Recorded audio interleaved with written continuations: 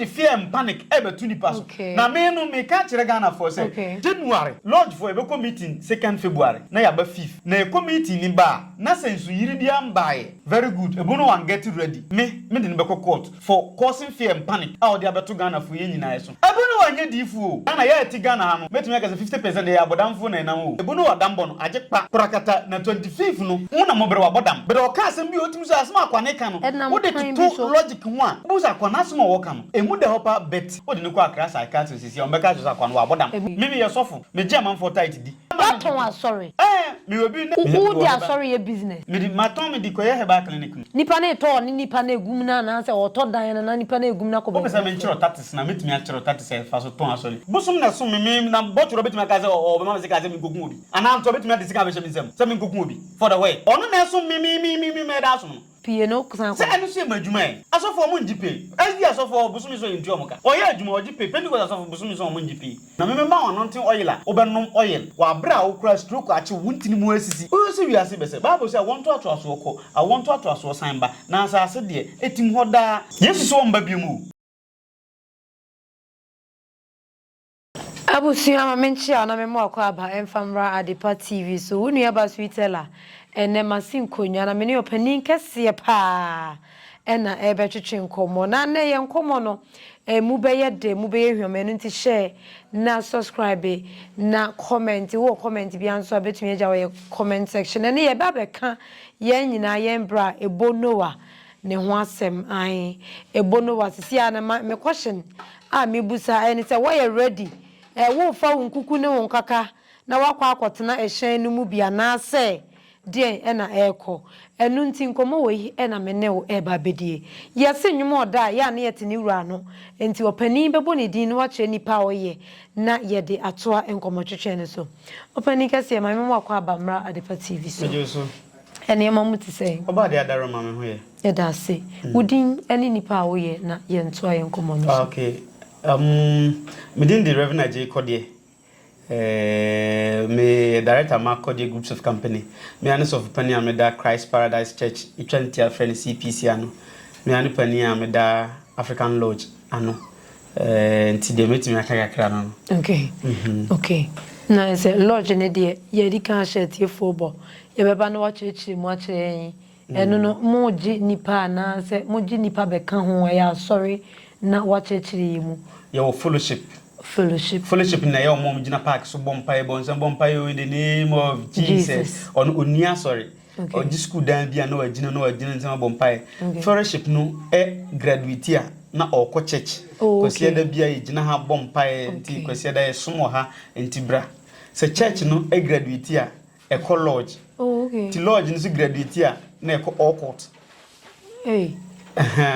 nti fellowship nko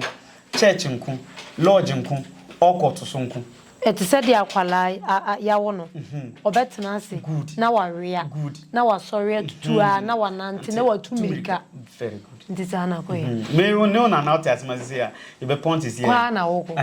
sa me so kwa meti ase na sa abubani atebe na ma simple abusia sa na enkomo no akwa ye nti ye be sheda ba full topic and as a broad topic no ye ba be treat no na wa chechire mu kwan ya ye be fa so a ye be ba be kan sa fellowship wa woni je ho no wa be kan na kwan ya ye be fa so a wonzo so a ebia de da wo so ebia na woni ne adi nkomo eno no be ba later daddy wo bo odin de ma ye nko ye nyina ye bra ye uncle ye papa ye bonowa ese 25th of December ya ye wo bronya bosumi ensu oba beto nyankopon di gina so aba be se wiase a chese de twa mu koye no enu bi ena eba asori for na say Christopher bebre na asemu twetwe omaso sansa o kan twere kronkron na tworo no say nyankopon wankasa se won san fa nsuhiri ena beba be se wiase ode eja sesi asofo na doso ensori na doso obia ne prophecy a wode ba yebra ebono wase 25th December nyankopon edi nsuyiri eba be se wiase me pacho de edi kan mu sa se wonne wo yere no mama boaboa ne makakra no a mu ba be kɔ ne yeso yedi mochi ne yakwa tena ehyen ne mu bia na de edi kan no medase na ma chiatifo na maka chiri bunu wase mesere no na dawma me obaba ako na me yire na me miensa etinu mesre no so ohwemi a onja me baabi na ye beba okay by all means surely ye beba be join no na nyina afroshen no se de be ya wudi enye de obi ampe wu asem so ye be sere no me ye miensa na efiti chiman beba etinu onja me baabi kakra na me ne me yire ne me ba no aha ye nya baabi atena ehia enti onya come across this video na wa oben na obehwe me video bia na o se sere no onja me baabi ye miensa me baba ako me yire ba ako na me yankasa nti ye beba na on my baabi na yentene because difu asem de ye mfa nni agro na me jump into ma asem a meka ne se de odi kan start ye chiro no me yete ase se nyankopon on fa nsu yiri embese wiase bium okay ena se ebonu wa asem we no se bia nsi a anka nyankopon kora onni nyame wo se ebasa wo se sa esi anya sa ye nhunu papa ye nhunu bone o se mumma ogufo bi kogu aba ade sa na adwun ogufo bone bi su kogu aba bone fre o se mumma ni nyina mbomu ni nyina twawura ni duru a obetwa no wayi ni de papa o se o mu ekodo da bi o kasatia na ebia obekasa tie nyame mumma 25 December no enduru na yanhwe de besi e wiase bibi sa ensi da na imagine hanye me fiu behwede ma ya hase numi na ukase mimfa katapira mbedwa de we ntungu a do you think say metiase men pene hwe obi a wasi mountains ni ade do you think say ukase me wojidie pa say papa despite me papa de oya donko ye friends say kwaku otin me papa bia cheddar ni omom keka hu so omohwe video na ombese ombekasa akwa na abodam moreover metu Ghana penifo for so omnkohwe na adwinim in the first place oh sure Ghana ya ti Ghana no metu me kasa 50% ya abodamfo na enam o asempa tie ye obi wo ho a omse nipa odi ye kan sen akata o se den o se combination ba ye no omhwe na adwum no abodam na nipa age combination atum say me bo combination so jump to that place now o bodam ba ogo ya research a obo se sa de wo honom ti o mo se bia wato na no kokko wakana na eji kokko wahye bag kokko wahye mpa obo adwum na wo ya ni bia te o bodam ba o sankofo ni bodam ba sure azemba na make o de mo amohwe mo kwa research hwe enti bono ade we na wo ye no probability say na adwene ho aka high bia o bodam be nipa adwene mba so okay dambo et say ye bo ready obo rege nyuma eje kpa krakata bishna nyumna ba enti dambo no ebu no wa dambo no aje kpa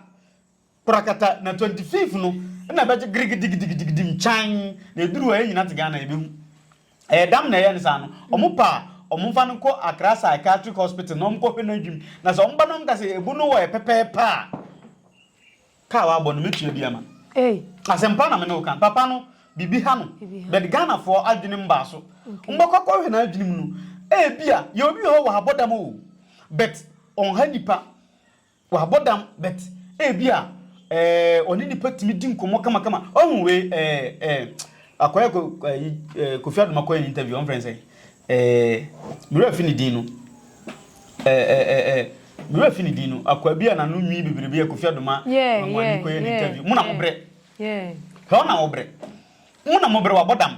but o ka asem bi otim so asem akwa ne ka no wo de to logic ho a o so ono no wa hyede na wa ye ne ho sa on to aduane da but ni su to aduane na obeye normal person dware kama obeto but wa bodam on to nti wo de to logic ho a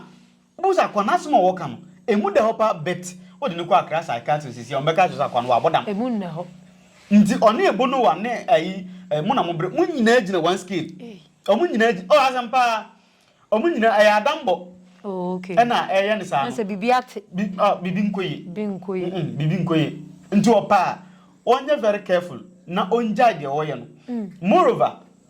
adwuma we a abrofo no de abre no ye beda abrofo no asepa mempeburo ni asem na emom adwuma abrofo no de abre no adwuma boy youth ni pan because for a person to create such a content no me bom nsem ma no Ebonowa. Me bo me say man say what me create this type of content e dey abeto ho ama amanfo nyina anya bi na am say ahomachin me call ni page m ko he like in number 6 million say followers in number 6 million because you will be wo bre wo tu sika ma amanfo saa say obetimi content papa bi create. Now what me create this type of content amanfo sika waje a wodi to nua ade oh papa no waya ade as a matter of fact yes so tan kwadu anyi mirika upon nindambo nyina mu no why say content na wo create no waya ade papa me de nipa de waya ade so bo na ba so say papa no waya ade enye Ghana ni bia betumi create such content ade ato ho so share content mum na enye say nyame abeso no daye bia ande kwa me bese mete kura me bese mete me mbo nyankopon so woda ne ho adi kire oda ne ho adi kire ne nko adifo abono wanye difo sa enti abono wa difo sin Duncan William abono wa difo sin ayi Yesu mu akọ to Yesu mu ya gavente second chance abono wa adum chedu abono wa tabi manya sa o say adum chede ne gugu ahodo obi ane obi a prophet, obi a preacher, obi a teacher. Minim. Be no yanka dambo anka ho. And yanka content creating anka ho. Two things involved. Okay. Either or go mad. And now say or create content. Okay. There hina yemfa. Ni mienu ni nyina no. Eye adwuma. Me dey to me. Wo hwe ne ho ne ye obia bia. Ah, masa no kopam boto ahye nyame se kopam boto hye. Ebo no oni atade ho. Hwe the previous videos no. Tama na me nra ahmachi we yan asem na me rewura na yim kaka time o start say obeye we na oni followers but o start say obeye oyebuno wa obeye akni say within a week na ni followers na shutu ana o say no o the follower Ghana for bepa o mbepe ene ma mgina he na me ntwa no ene wo gina ho na wo twa no ho sa ni new video am hwe ne ne o si 25 no sensu ato na wa odun sa be na odun sa be kan na nka ye beba so wa odun o si se oba na sensu na nto na odun sa kana o de me kan asem a o de o to o ka o bodam akwa no onye papa o jimi odun wa jimi be dia grow mo mo bibie no me ma cho mo nkoye nzu yiri bia ni wiase ba be se onim zo ato dan one so to ya obinim dan no ho bofo a owura mkoyi ya manfo kora nzu yiri na nzu Ghana nzu timito na jannamani anhire anfa wiase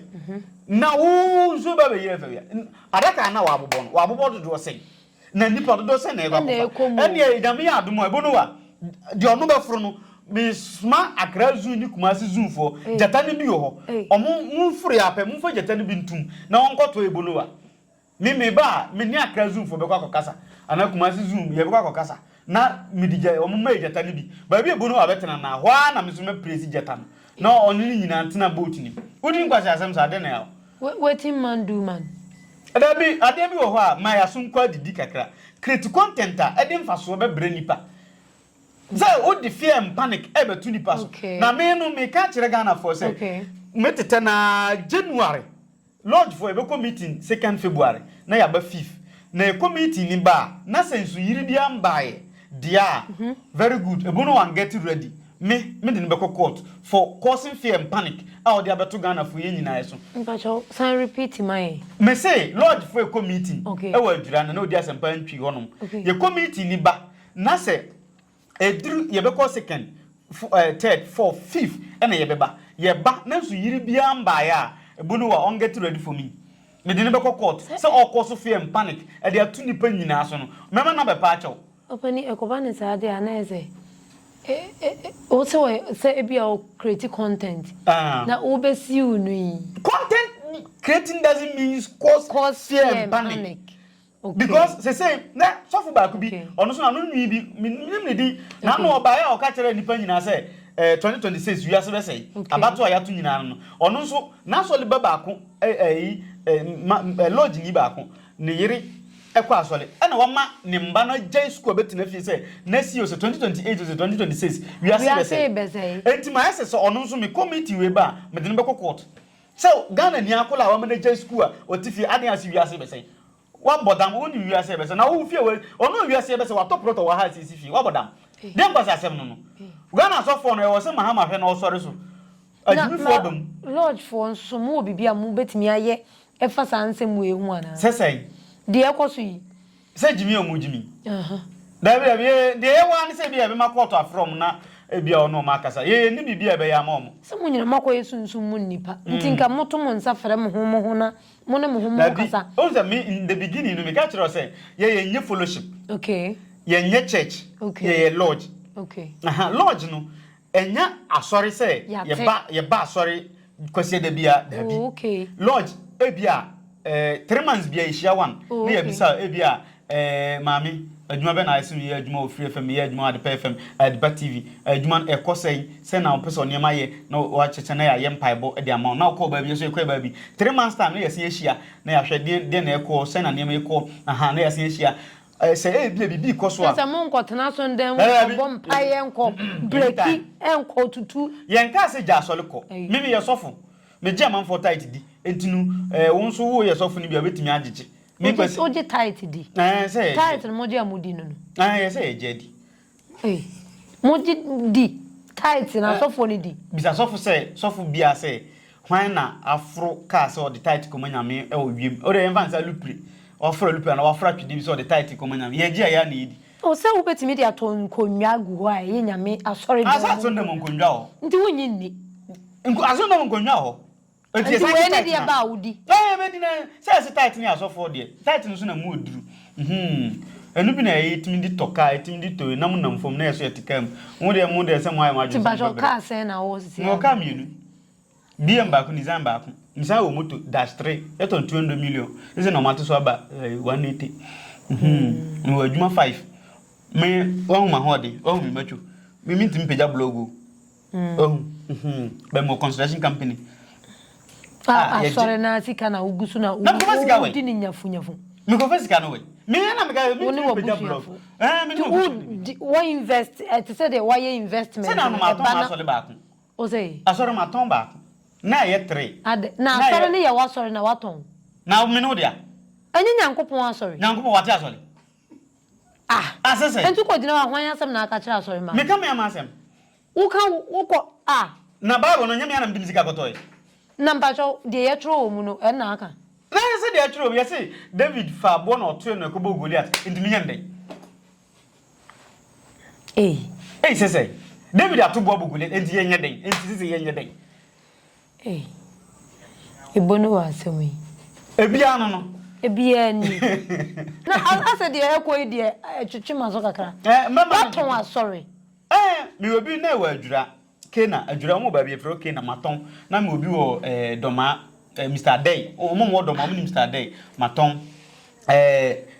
techiman de na ase offer no number ko Kenya ase Alabama hotel na chipe obi ohwem bia ma obi so fo no toilet ko so free techiman maton ni nyina just a business no be say me invest who dey sorry your business me di maton me di ko ye herbal clinic no what ton sorry ko ye herbal clinic se ko dey herbal clinic ni amedi ko dey e wo hin e wo jima wo dia chese wo dia ne nye se nyame afre wo wo ye ni investment wo ye ni invest nti ti sorry ya nipa ne bam na wato ama obi very good nipa na eto ni nipa na egum na se oto dan na nipa na egum na ko ba pesa me nchiro 30 na metumi a chiro 30 se fa so ton asori se ndem me nsuru asem me ba wi ase de me nsuru kura ya asem na se o me chere se o ton emi asori nipa no se o ma mutim nyina ma ton o beton abo mama na se mpamo cho asori ma me beton mo me de boa to mutiri so beton Mama nchiro 30 na na apeso hu opeso hu 30 na kase bia rev kirem 30 no na me nchiro 30 na de ton asore no 30 kitu abi me kirem pe bebre be hu de ko asore bebre ya tonton anya me nko awo bebre ya ton ze bia me ko na bia asem kan okwa asole be okwa asole be me beton asola ma continuation good me ba continuation me fancy so far say no o am very close friend ona me nim no ha dana okwa bruchiri no so fo na o se tanum honom no dana so fo mo no me ba na me continuation de wata no mo no Azari TV yinete haninti ya menka. Ana me chiro say so the oba mo no na me nim ni di. Okay. Ti me ko continuation. Say na wo ton no. Me fa ni say me so far sorry na me nim ti ma me nyusu no. Okay. E bia me beton ma so far sorry continuation. Ti me kwa me papa e bia ma sorry no ni ma nko yim pese me ton. So e bia obehia be sen so bia be 1 billion. So more plot say I plot ho asonda ho members so mfini room everything mfidie bibia so e bia mama be 800 million so 800 there o from the 950 so the mama 9 okay mati na ya cash out ti me ba sorry a abusua asori no ekofom na ye hwe ba bia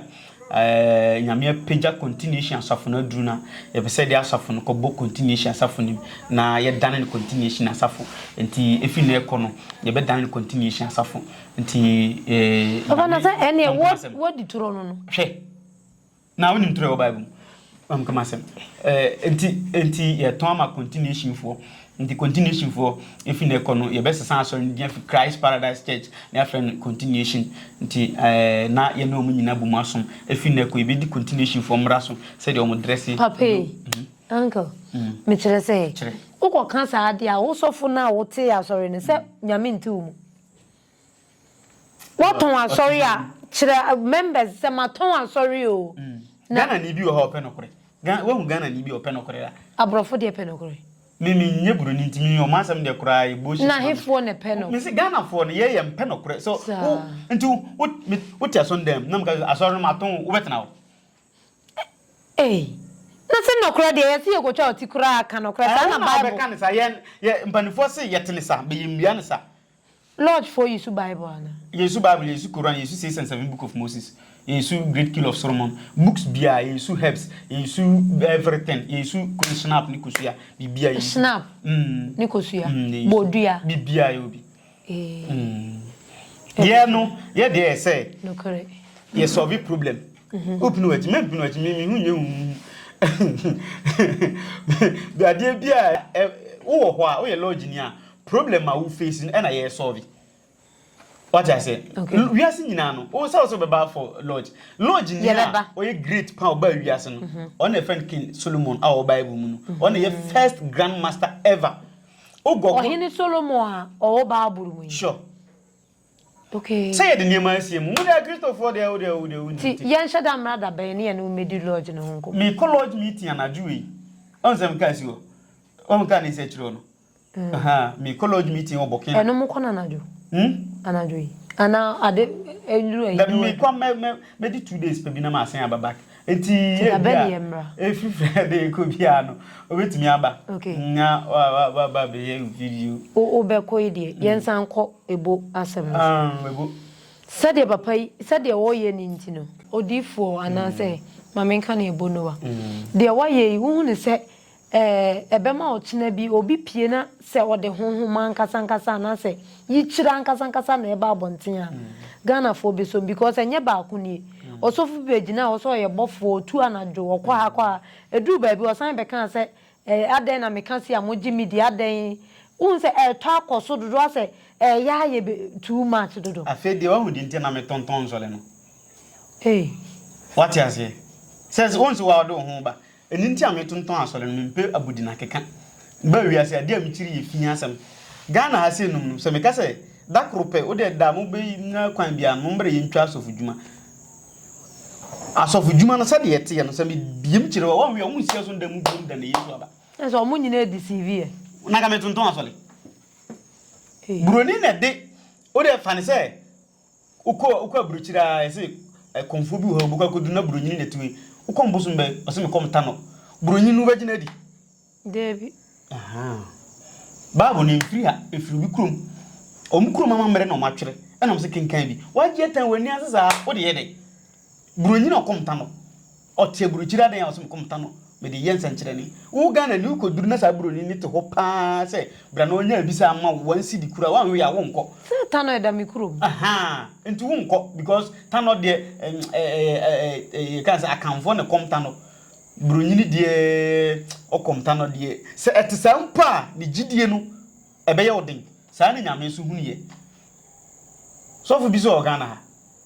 wo de wu nimti sofu bia ni Ghana madam Me pese me ko ha so le begu. Dabi so fu bia ni Ghana. Se Ghana ha. Yam ko ho ana. Unse so fu bi timbe predict se Ghana ne Togo match. Ghana be Lucy. Maybe a two waka prediction. Ya kasa prediction na.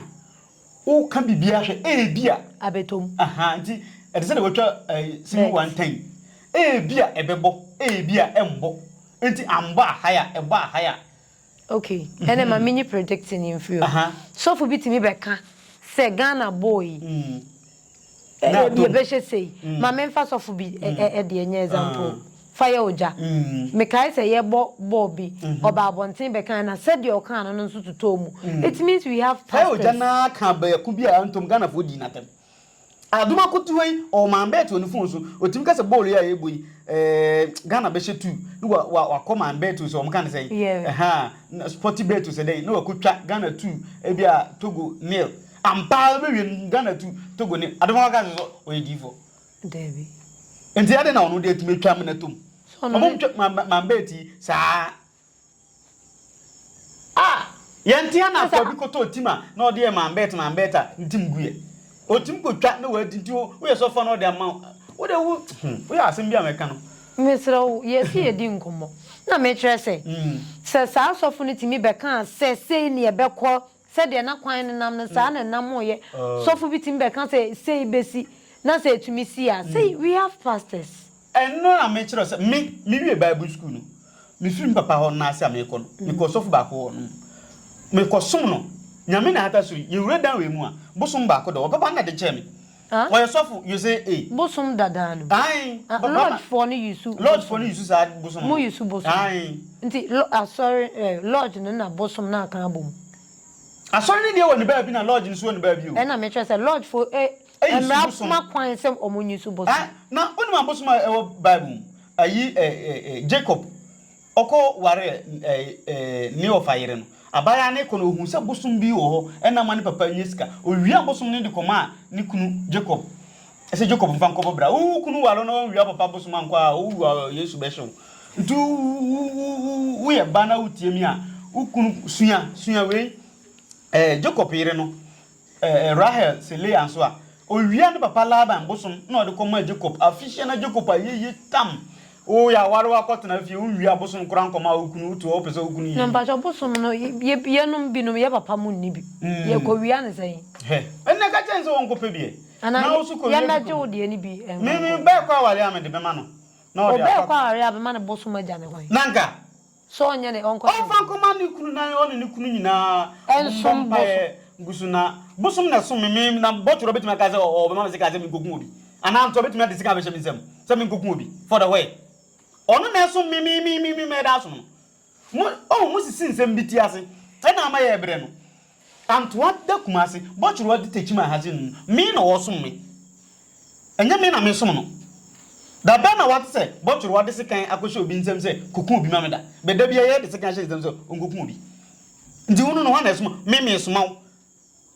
mi a me so ma wo no ene wu na wo kosoma no wa na so no yonko the cosman ne good enti sesi ai me man say mi moto yesi we ayira na bochoro de sekan filtre ma brem ana anto de sekan abrem say ji adoma ko na fa enti ji ko wo no sa adoma ko wi sesi ai na se me ko frɛ bochoro say mi moto nipa fa no fa o sekan no fa ko hwehwe nipa kroma me masoma no o som me enti bosom de onsom ye ye nsom no ye on mum de som ye o mo kan si ni ti asepa ti ye ware a ye mfa bosom ye nwia abosom ko wi papa de ko ko azmi wura papa bosom na ama na bobra nti ji na fe bibia nkoso kama na o papa ukuna bra boy koso gentle o de dan beba mba se o ko awale ana o ko tena se koso ana koso masoma abosom so mo nko ye bibima asofo adigana for abru as a matter of fact me komo ni yedi asema obi ti nchen ya obebusa no me busa ma nipa na se asofo na se de wo kan nyina no de what was on dem ko Debi meaning ba bia ofri ba me asofo ni bi viewers so ye asofo ni bi obi wo question na obebusa so e was me na me ebisa ma no na me kire o say based on question na obisa no na me kire say asofo na Ade sa adwen na hye. Anya wo nko a o. Ade hye nipa nyina atim. Nkuru mi kura meka ho bi. Okay. Se me ko gyina Sunday ma. High lodge na wa beto me. Se nya se high lodge na Sunday ma. Ka se wo ya me kan ka praise the Lord hallelujah. Yesu be nyame ya adoma kyena hia me kan aha sa na maka na ya soroko. Be ye ba han de high asem we different. Se ko hia Sunday ma. Lodge. Se high lodge. To me firi han so kwa Sunday ko praise the Lord. Praise the Lord na me. Pie no. Pie no kusan ko. Se anu se madwuma e. Asofo mo njipe. Ezi asofo busumi so yenti omoka. Oye adwuma ojipe. Pentecost asofo busumi so mo njipe. Omo so jipe, omo so ye adwuma no. Obi ye adwuma. Obi hwe ya. Obeka sa se udi nyame di agro. Me de asembi se de. Nyame na me di agro sese. Nyame de ye fani ndi agro. Ase Ghana akoye free nation bi obi atinka. Yeah, don't you think nkofo beka sa? Ebi nkofo beka sa de ko de asem o kan o kanyanza sem bizade. O de ya hwe comment section. Bo so beka sa akoye asem o kanyanza woni tirim. Onim your continuation Pentecost Methodist a o matete enkwala no o matete wo Kristo som. Good. Nti de wo kan se ne enu no bo ye kan se bo abra ana emo abra. Unse akoye se ena metre se de wo kan sem na wo ye se ye ton asori asofo kika de o asoli ena matiase ye te wase se ene one man bin so ba ya de no ya asofo se waton na asori ye kan se mbo lady ya sebe na one ne yere edi nnuani bia ye kwohwehwe o ma adwen mu a na ye de o mo ko treatment mi omo na asem na meka ono so no na sorry na oton ye bedu ba bi ne ye kwohwehwe na adwen mu se sebe na bibi nkoye te se de wo kan se ebo no wade Empress sister ina me edini ba mitrimo Empress o se oye eduane o de apotro nyina ye nkwan na omadi I think unya sa video good so later ye kwohwehwe omadwen mu no sebe na bibi I'm not saying say we deal but me try say since say ya bi na papa na betena se kekan ye oba o say me ama sorry na me ton ye me na me ye say I'm not saying say Oton asola wabodam. Ena me say ma ton medical ko bi herbal clinic. Ama amanfo yare o ma ba be se o mu odu. Na me ma wonontin oil a obenom oil. Wa bra o kura stroke achi wuntini mu asisi. Na ma asen ama oil se nom. Sa nipa bone se menye. Enti me kokko pe nubra ne hamba. Bia makope ye kan say abenhini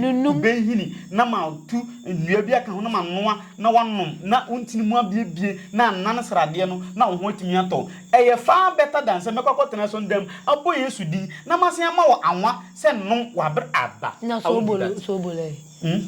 nso e ye nkoto bimbra na say Mita say sobolo nso se enso ye no etu yade ana eni bible sobolo mi hia no bible da be say no nso say yale ana onuma betimi asa yale se sobolo ye tuton odwum 2 cd ni 2 cd asori ndam nyina nso ye asondam sobolo no me nya asondam sobolo oh okay dabi so asondam sobolo no adum tredu na mate se oye sobolo asondam but so wo bokwa konum de aye wo asema ngimi nga say asori wo de asema o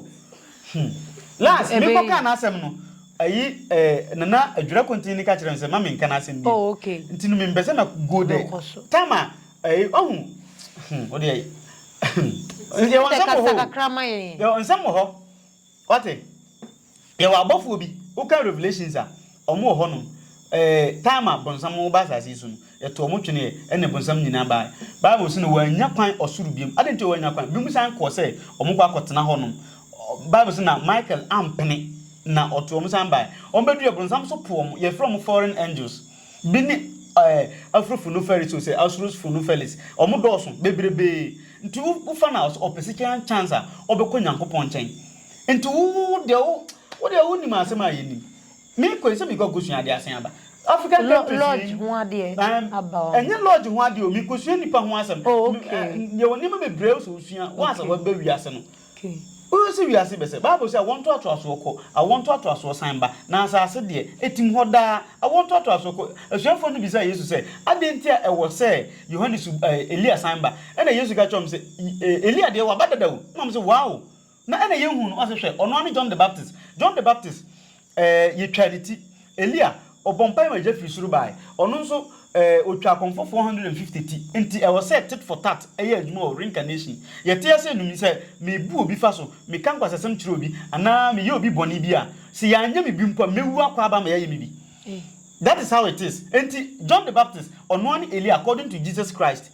Sa hokra no question mark o da mbaba ye komi say John the Baptist say ah Jesus see we Eli o say oboa. Jesus so oboa o ye Eli ono so me nya Eli bia. Enti ukoba unhu da. But the way I am, ye be young. I'm one who say na asam netie. Etu to why papa. Me makwa tenation dem abu nipa faso. Atonto anonten oil ama nipa de. Me bokoto na makwa ko bia adwuma. Sisi dan ama manfo nyi ba bia da. Me kwa ko bia heba clinic ama manfo nya ya de. Me kwa ko bia heba school media school ama manfo aba ha ba gintete. Na fe omo de ko radio ni TV so kwa ko ya adwuma. Okay. What media na say? Okay. Aha, media me say me kwatna radio ni TV so say me preach a. Me ka kire o say fa say adwuma. Uye nipa. Ware. Wo sifie. Pe oka keto bi tinam. Pafuo bi ana pa adwuma ya obetimi ahwe omba. Kakra bi obetimi no ye bibi ema enka asasi so na live legacy jaudi wa asasi so na ye nhunu say onso wo ba wiase nei mi wumpa mi wafu omaga je kodi afu ni mi wo heba kan kodi heba mi dia we kodi construction mi wumpa ma ja bibi wo be wu abetena so ndema bonso bo mpa sa ngopa adwuma nye wanim say ayi asa ayi kan say abotana so wanim kwase ngopa adwuma nya akotena so ndemu bo nsam ubi su bedi matem bi wo ho no na no sa sanwura obeba ayi comment section ho bedi matem ntuma ndi kan fa ne de ma na ansa na atem na aba u bedi matem a wo bedi kan age o de face ayesa me ba na me fi Burkina ba na me hwe comment section wo wadi matem bia no medi bi say sa boot for boot 2026 we emfa ni agro enti ebono wa mu kan me pa cho Yesu e de ensuo na be ba be say wiase Yesu so mba bi mu enti wiase nsei wana ga chiro sa wiase say ye ni o Yesu say me ko mesmo si echiginafo naba na kwa mi kwe meri muni hu mi biom enti ye hu ni biom omba biom ochiginafo ni nya ba say ochiginafo hili baba sokotokotokoto waba omba so waba ye cartons enti hili baba aba Yesu so omba biom hili baba ba omba biom hili baba no so aba enti Yesu omba biom nti say de ye kwa asori bi mu a asofo ni kire say ye be kwa kosan lai say de say be ye ji communion eni eduru so na ye yi mfoni adoma kun kwa ko wiya nkwan mu nam adoma kun ekopege we o ye say nanka ye yi ni nyina ye wiya say heaven ni hell ni mfa no ko bonsam jamu eni ho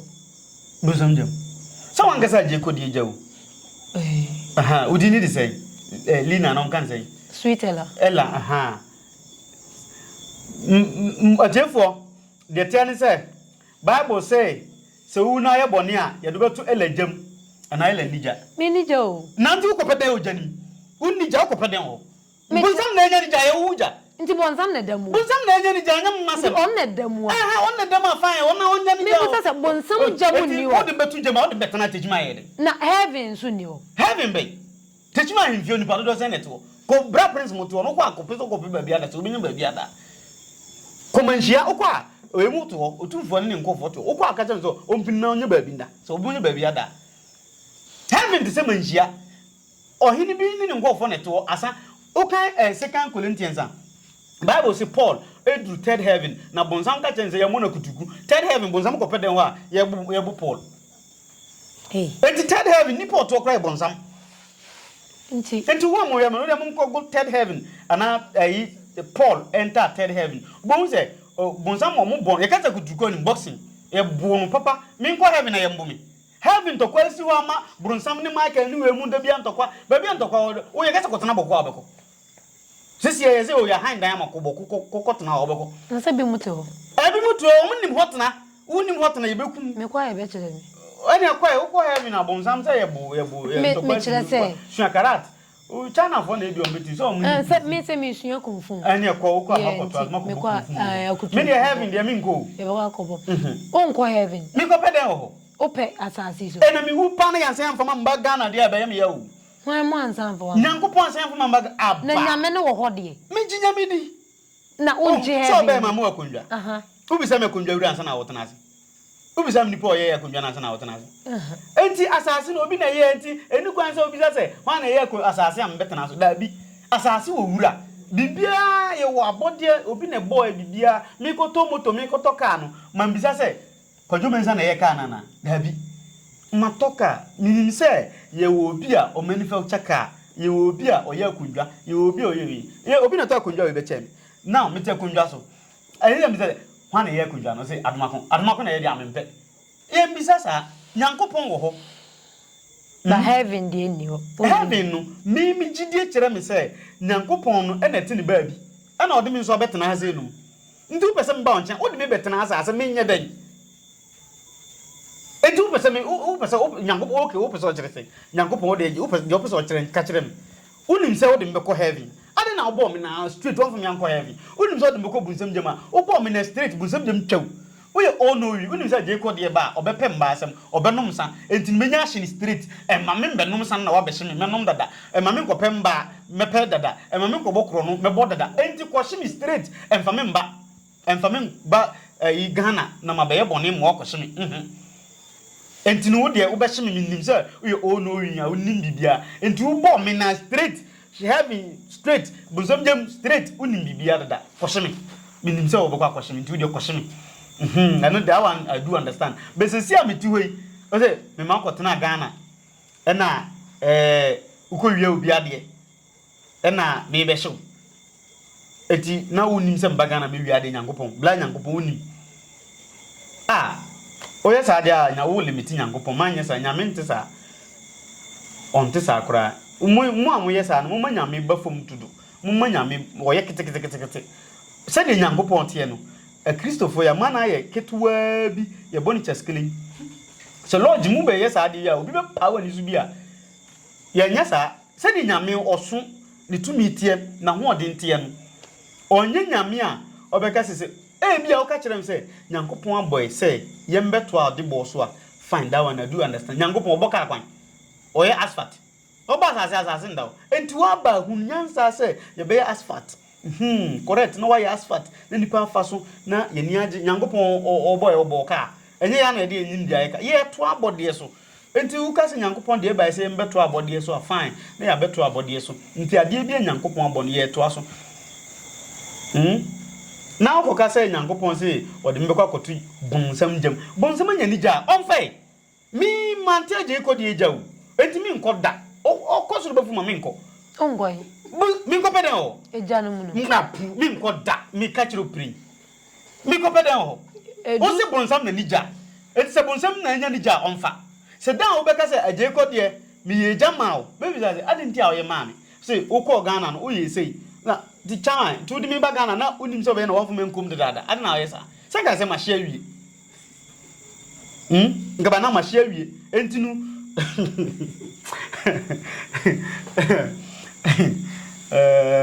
Kambana Mashias Danenson. Ye kwaba.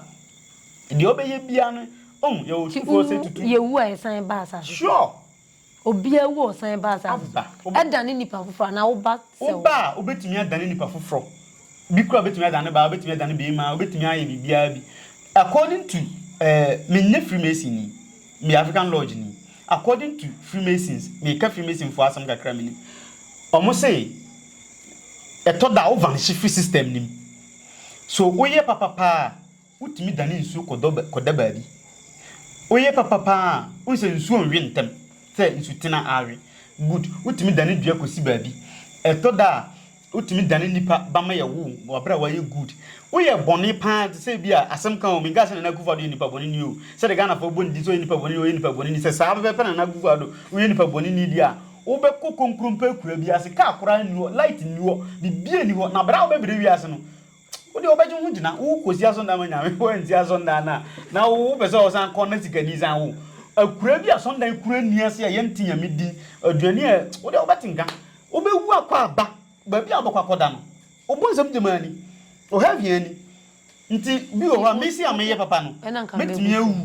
na bia nyame ya adom a am despite bi na bia womi na masen aba ni mani bia odi na chibijo na masen aba ho na ma be filia fine na ma me heavy mu anu nti despite mo fili say no bia wa wu akwa ba pe wo be sum ya be bre ya man 40 na e na wa aba e na ne bre na obre ye no o to so mfa so ne nti memo wani mbriska ni bi bia ne past life wa be bre ɛna ne wodi so mfa so bi nso a wo so ne wo mafia manfo no wo nso wo bewu wo bekɔ wo beba na bra wo bebre no bebo nsem ye obi o wa young boy pa na obi abɔ ne tuo e bia na past life kra na ya mrobo bo obi tuo enti wo so wokoba na obi so bebo tuo ni bi enti obi wu ami today wo nhye da nyam ya gidigidi saa wo e bia o past life kra poison obi be ma poison wo kra ka dia obi pinu enti e wo ho that is how it is wo ndɔgye da eno yen careful yen ndɔgye no yen ben no said ye tie ne saa ne tie enti me de me ye papa said e be ya me wu na me kɔba me nyama me correct papa correct bia wa bo brass ka woni nsem na makɔ no na me so makɔ fili kakra na say me kɔ bunzam jam well so man kan je kɔ je ja na me ka no so mo ka sweet eleja dia wo be kɔ ho